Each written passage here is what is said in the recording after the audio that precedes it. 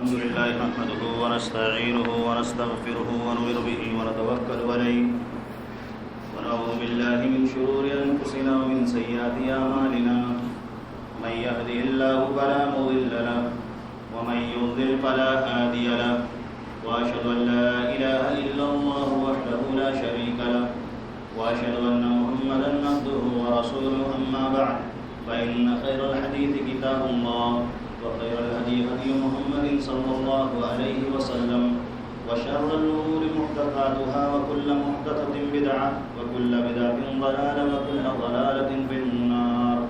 فقد قال الله تعالى في كلامه المجيد والفرقان الحميد. فأعوذ بالله السميع العليم من الشيطان الرجيم. بسم الله الرحمن الرحيم. قاف والقرآن المجيد بل عجبوا أن جاءهم منذر منهم فقال الكافرون هذا شيء عجيب أإذا متنا وكنا ترابا ذلك رجع بعيد قد علمنا ما تنقص الأرض منهم وعندنا كتاب حفيظ. وقال الله تعالى في موضع آخر ويل للمطففين. سامعین کرام، دینی ملی بھائیوں، بزرگوں اور عزیز ساتھیوں، اولاً تمام قسم کی حمد و ثنا اللہ رب العالمین کے لیے لائق و زیبا ہے، جس نے ہمیں پیدا کیا ہے اور ہماری پیدائش کے بعد جن چیزوں کی ہمیں ضرورت تھی اللہ رب العالمین نے وہ ساری چیزیں ہمیں مہیا فرمائی. اسی طرح سے اللہ رب العالمین نے ہمیں انسانوں کی ہدایت اور رہبری کے لیے بے شمار انبیاء کرام کا سلسلہ اس دار فانی میں مبعوث کیا، جس کی آخری کڑی نبی مکرم نبی محترم جناب محمد رسول اللہ صلی اللہ علیہ وسلم ہیں، جنہوں نے ہدایت کی باتیں مکمل طریقے سے ہم تک پہنچا دی ہیں، اور ایک مسلم معاشرہ اور ایک مسلمان کیسے ہونا چاہیے اللہ کے رسول صلی اللہ علیہ وسلم نے اس کی بخوبی وضاحت فرمائی ہے. ایک مسلم معاشرہ کس طرح ہونا چاہیے، اس کے اندر مختلف غلاظتیں جو پائی جاتی ہیں اس کی اصلاح کیوں کر ممکن ہے اور کیسے اس کا سدھار کیا جا سکتا ہے، اللہ کے رسول صلی اللہ علیہ وسلم نے عملی طور پر اس معاشرے کی اصلاح کی ہے. اگر کوئی قوم اللہ کے رسول صلی اللہ علیہ وسلم کی باتوں کو درکنار کر دے اور اللہ کے رسول صلی اللہ علیہ وسلم کی باتوں کو نہ مانے اور ان افکار اور ان نظریات کو اپنانے کی کوشش کرے جس کے ذریعے سے اللہ رب العالمین کا غیظ و غضب نازل ہوتا ہے، اللہ رب العالمین کی رحمت چھن جاتی ہے، اللہ رب العالمین اس قوم سے ناراض ہوتا ہے، تو پھر ایسے لوگوں کو ہوش کے ناخن لینے چاہیے کہ وقت آ چکا ہے کہ وہ اپنے عادت کو بدلیں، اپنے طریقوں کو بدلیں، اپنے طرز زندگی کو بدلیں، کیونکہ ایسی حالت جس حالت سے گزر رہے ہیں ایسی حرکتوں کے بعد اللہ رب العالمین کی طرف سے رحمت نازل نہیں ہو سکتی ہے. اللہ کے رسول صلی اللہ علیہ وسلم نے انسانی سماج کو ایسے تمام اخلاقی جرائم سے جو رب کی ناراضگی کا سبب بن سکتے ہیں، اللہ کے رسول صلی اللہ علیہ وسلم نے اپنی تعلیمات کے ذریعے سے اس کو پاک کیا ہے. ہم اللہ پر اور اللہ کے رسول صلی اللہ علیہ وسلم پر ایمان رکھنے کا دعویٰ کرتے ہیں، تو ہماری ذمہ داری ہے کہ ہم اپنی عادات کے اندر اس کے ذریعے سے بدلاؤ لانے کی کوشش کریں. میں بارہا کہتا ہوں کہ یہ جمعہ کا دن اور یہ ہماری مسجدیں تربیت گاہ ہیں. اگر ہم اپنے اندر صرف جمعہ کے دن رسمی طور پر حاضر ہوتے ہیں اور اپنے اندر بدلاؤ نہیں لاتے ہیں تو اپنے سوچ کو ہمیں بدلنے کی ضرورت ہے، کیونکہ اللہ کے رسول صلی اللہ علیہ وسلم نے کئی پیغامات اس جمعہ کے ذریعے سے دیے ہیں اور جمعہ کی مشروعیت کا مقصد بھی یہ بتلایا گیا ہے. لہٰذا ہم کو چاہیے کہ اسلام کی جو باتیں ہم سنتے اور اس دن سیکھتے ہیں، اللہ رب العالمین سے دعا ہے کہ سب سے پہلے مجھ کو اور اس کے بعد تمام سامعین کو اس پر عمل پیرا ہونے کی توفیق عطا فرمائے، آمین.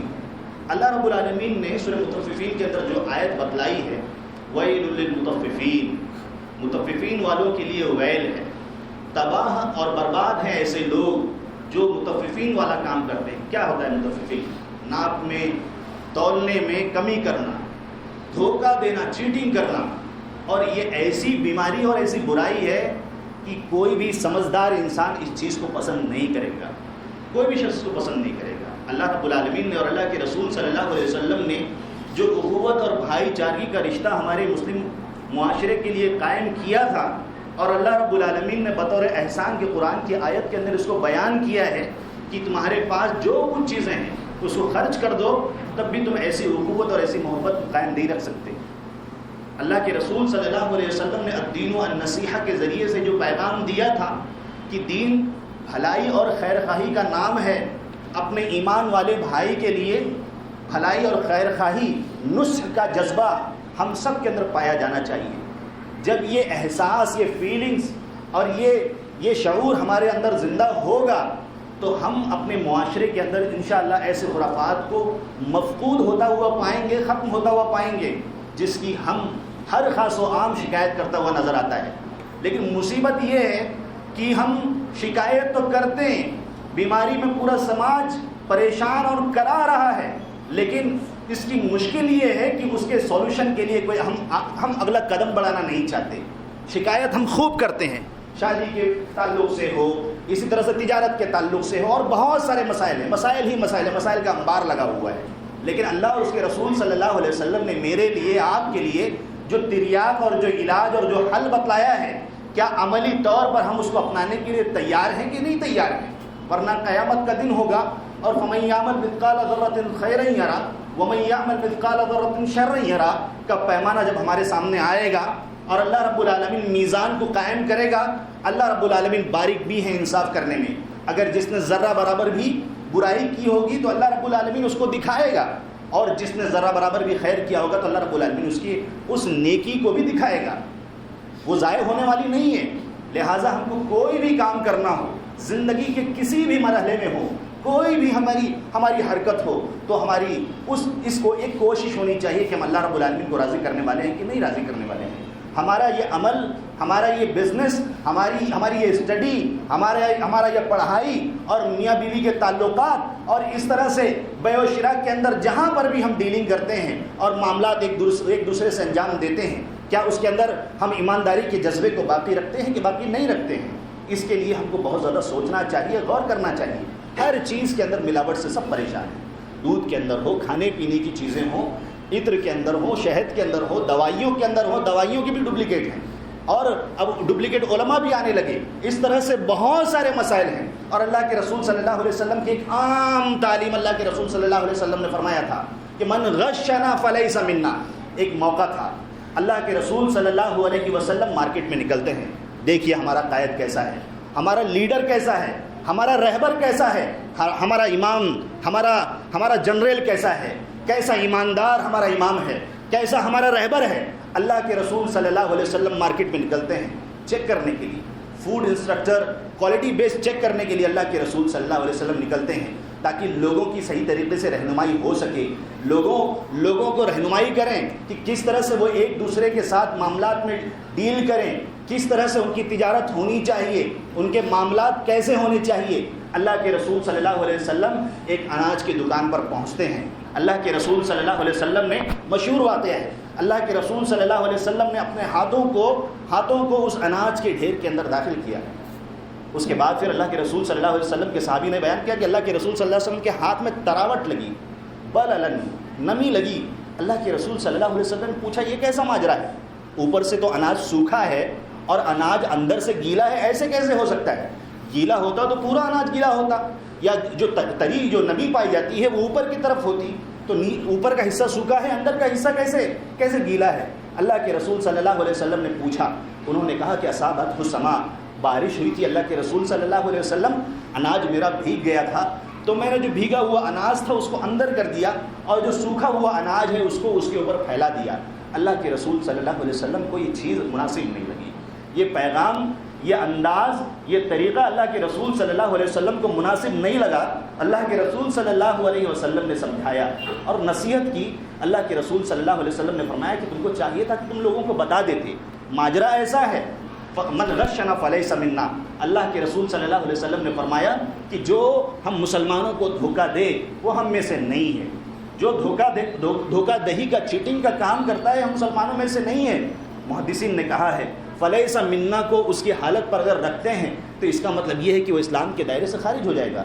یعنی یہاں پر اللہ کے رسول صلی اللہ علیہ وسلم وعید سنانا چاہتے ہیں ایسے شخص کو جو چیٹنگ کرتا ہے, جو دھوکہ دیتا ہے, چاہے وہ تعمیری کام کے اندر ہو, چاہے کوئی بھی کام ہو, زمین کا معاملہ ہو, پڑھائی کا معاملہ ہو, چاہے وہ لکھنے پڑھنے کے علاوہ اور کوئی دوسرا معاملہ ہو. ہر جگہ دیکھیں ہم چیٹنگ سے پریشان ہیں. میٹر کے گاڑیوں کی میٹر کے اندر سیٹنگ ہوتی ہے, کہاں کہاں ہم دیکھیں ہر جگہ دھوکے کا معاملہ نظر آتا ہے. ہر شخص پریشان ہے. لیکن اللہ کے رسول صلی اللہ علیہ وسلم کی یہ تعلیم ہم اس پر کم عمل کریں گے. اللہ کے رسول صلی اللہ علیہ وسلم نے سختی سے منع کیا ہے. قرآن کی آیت میں اللہ رب العالمین نے سورہ مطففین کے اندر ارشاد فرمایا کہ ویل للمطففین, ناپ تول میں, ناپنے میں کمی کرنے والے, تولنے میں کمی کرنے والے, ایسے لوگوں کے لیے اللہ رب العالمین نے ویل کا انجام تیار کر کے رکھا ہوا. ان کے لیے ویل ہے.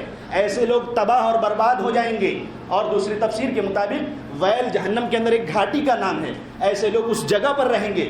ایسے لوگ الذین اذا اکتالوا علی الناس یستوفون, جب ان کو لوگوں سے لینا ہوتا ہے تو بھر بھر کر لیتے ہیں. جب لینے کی باری آتی ہے تو اس میں کمی کی گنجائش نہیں ہے, زیادہ کی گنجائش کی امید لگائے بیٹھے ہوتے ہیں کہ اتنا بھر جائے کہ تھیلی کے باہر آ جائے. اور جب دینا ہوتا ہے لوگوں کو تو اللہ رب العالمین نے بیان فرمایا کہ وہاں کاٹنے کی کوشش کرتے ہیں, کمی کرنے کی کوشش کرتے ہیں. اللہ رب العالمین نے سورہ مطففین کے اندر یہ منظر بیان کیا ہے. اور اگر آپ اور غور کریں تو اللہ رب العالمین نے ایک ایسی قوم کا ذکر کیا جو اپنے امام کی, اپنے نبی کی بات کو نہیں مانتی تھی. اللہ رب العالمین نے سورہ ہود کے اندر, سورہ اعراف کے اندر, سورہ شعراء کے اندر اس کی حالت کو بیان کیا ہے. اور وہ ایسی قوم تھی جس پر اللہ رب العالمین نے تین عذاب کو اللہ رب العالمین نے آسمان سے نازل فرمایا تھا. سامعین کرام, اگر یہ امت اس حالت کو اور اس خصلت کو بدلنے کے لیے تیار نہیں ہے تو ہمیں کوئی سرخاب کا پر نہیں لگا ہوا ہے کہ اللہ رب العالمین کی طرف سے رحمت نازل ہوگی. سامعین کرام, اتنی سنگین سزا اللہ رب العالمین نے اس قوم کو دی تھی. ہم سب کو ہوش کے ناخن لینے چاہیے. مورخین نے بیان کیا کہ وہ تاجر, تجارت پیشہ قوم تھی. وہ دنیا میں ایک دوسرے سے آگے بڑھنا چاہتی تھی. بہت زیادہ تجارت کرنے والے تھے وہ لوگ. ہمیشہ موقع چاہتے تھے کس طرح تجارت کے کاموں میں بڑھے. کوئی معیوب کی بات نہیں ہے. معیوب اس وقت ہوگا جب ہم دین پر ان ساری چیزوں کو ترجیح دینے کی کوشش کریں, جب اللہ رب العالمین کی رضامندی پر دنیاوی چیزوں کو فوقیت دینے کی کوشش کریں. اور جو کسوٹی اللہ رب العالمین نے ربنا آتنا فی الدنیا حسنۃ وفی الآخرۃ حسنۃ وقنا عذاب النار کے اندر اللہ رب العالمین نے جو ہم کو پیغام دیا ہے, جو معیار سکھایا اللہ رب العالمین نے کہ دنیا بھی برابر ہو اور آخرت بھی برابر ہو. ایسا نہیں ہونا چاہیے کہ صرف دنیا کی لالچ ہو اور دنیا کے پیچھے پڑا ہو. تو اللہ کے رسول صلی اللہ علیہ وسلم نے ایسے لوگوں کو گوشے گزار کیا تھا کہ جن کا مقصد صرف دنیا کی زندگی ہے. تو اللہ رب العالمین نے فرمایا کہ ایسے لوگوں کو آخرت, اللہ کے رسول صلی اللہ علیہ وسلم نے فرمایا کہ ایسے لوگوں کو آخرت حاصل نہیں ہوتی ہے. اور جس کا مقصد آخرت ہو, جو اللہ رب العالمین کے لیے جیتا اور مرتا ہے, جس کا مقصد یہ ہو کہ وہ دین اور شریعت کی چیزوں کا اہتمام کرتا ہے اور اس کا پابند ہوتا ہے, تو اللہ کے رسول صلی اللہ علیہ وسلم نے فرمایا یہ دنیا اس کے پاس ذلیل ہو کر آتی ہے. ہم کون سی دنیا کے لیے پریشان ہیں؟ 24 گھنٹہ اس میں لگے رہتے ہیں, سیٹنگ کرنے کی کوشش کرتے ہیں, نہ جانے کون سے تگڑم کے ذریعے سے اپنے کاموں کو آسان کرنے کی کوشش کرتے ہیں. اللہ رب العالمین جو برکتوں کا نازل کرنے والا ہے, اگر ہم اس سے بیر لیں گے, اس کے احکام کی مخالفت کریں گے, اس کی باتوں کو نہیں مانیں گے اور اپنے لیے چور دروازہ نکالنے کی کوشش کریں گے, تو اللہ رب العالمین کا غضب نازل نہیں ہوگا تو اور کیا نازل ہوگا. اللہ رب العالمین نے قوم شعیب کے اس منظر کو قرآن کے اندر بیان فرمایا ہے.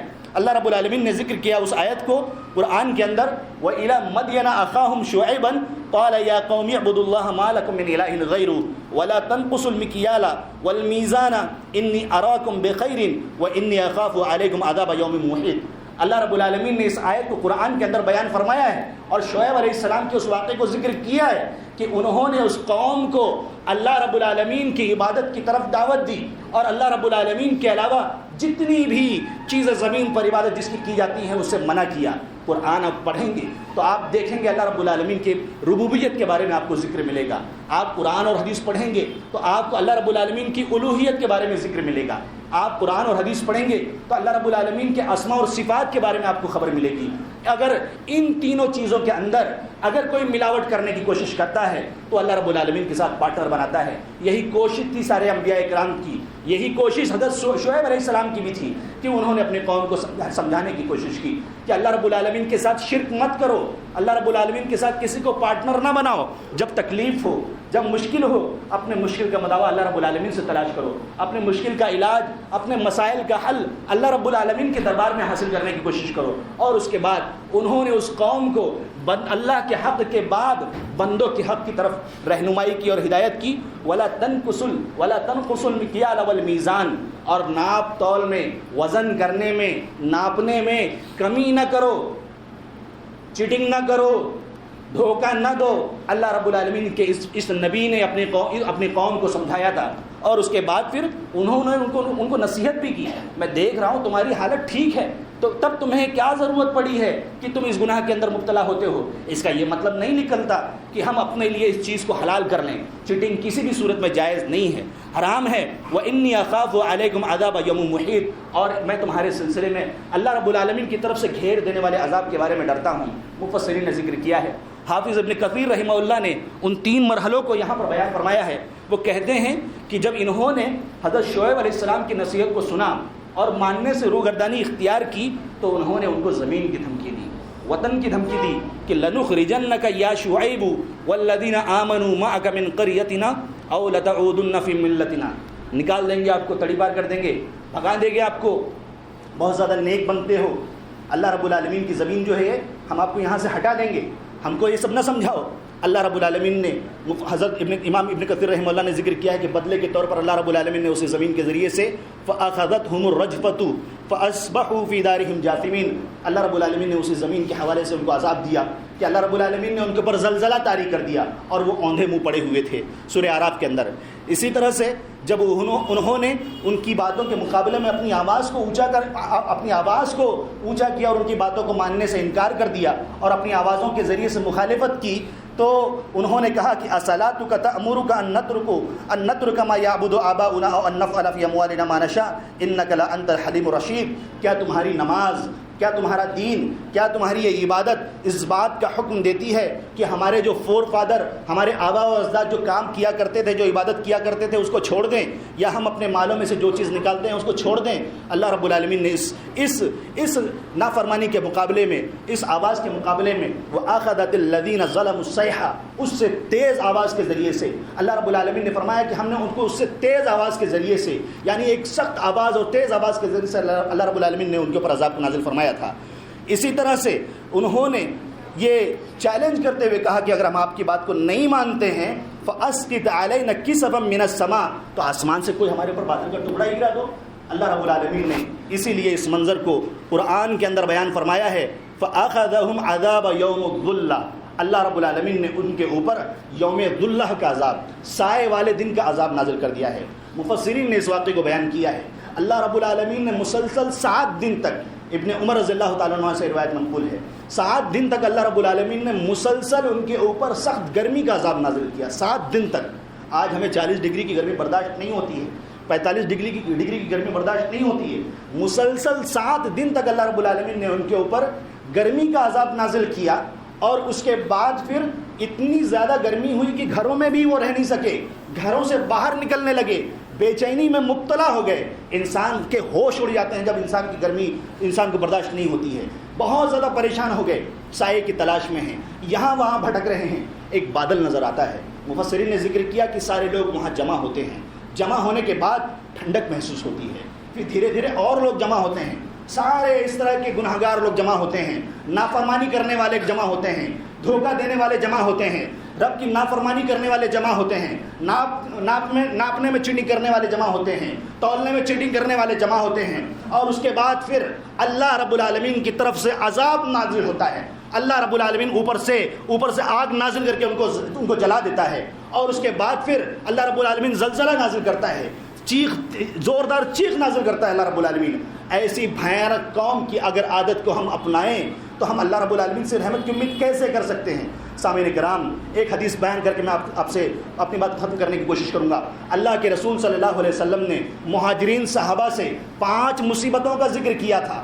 5 ایسی بلائیں، ایسی آزمائش کا ذکر کیا تھا جس کے ذکر کرنے سے پہلے ہی اللہ کے رسول صلی اللہ علیہ وسلم نے اپنی خواہش ظاہر کی۔ اللہ کے رسول صلی اللہ علیہ وسلم نے کہا کہ اے اللہ، تم جب اس میں مبتلا ہو جاؤ گے، اور میں چاہتا ہوں کہ تم اس کے اندر مبتلا نہ ہو، تم جب اس آزمائش کے اندر جاؤ، یا معاشر المہاجرین خمس اذا ابتلیتم بہن وَأَعُوذُ بِاللَّهِ أَن تَدْرُكُوهُنَّ، میں پناہ چاہتا ہوں کہ تم اس کو حاصل کر، تم کو وہ چیز پہنچ جائے۔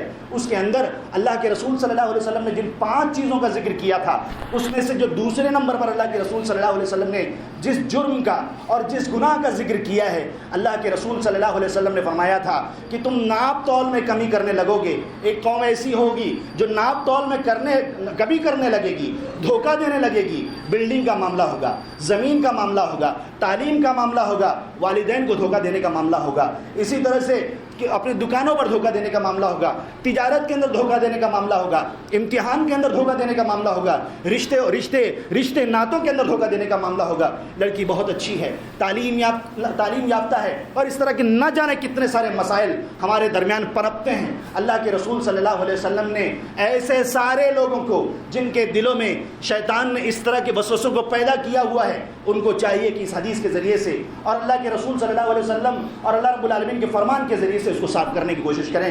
اللہ کے رسول صلی اللہ علیہ وسلم نے جس مصیبت کا ذکر کر کے اس سے پناہ طلب کی تھی، اللہ کے رسول صلی اللہ علیہ وسلم نے فرمایا تھا کہ وہ قوم ناپ تول میں کمی کرے گی، دھوکہ دینے کی کوشش کرے گی، چیٹنگ کرنے کی کوشش کرے گی، اللہ رب العالمین اس قوم کے اوپر 3 عذاب کو نازل کرے گا۔ اور یہ امت محمدیہ کا ذکر چل رہا ہے۔ قوم شعیب کا تو آپ نے واقعہ سن لیا، شعیب علیہ السلام کا۔ اللہ کے رسول صلی اللہ علیہ وسلم نے فرمایا الا اخذوا بالسنین وشدت المؤونہ وجور السلطان علیہم، اللہ رب العالمین اس قوم کو قحط سالی میں مبتلا کر دے گا، پریشان ہو جائیں گے، اناج کے لیے، بارش کے لیے روتے رہیں گے، مہنگائی کے لیے تڑپتے رہیں گے، پریشان ہوں گے۔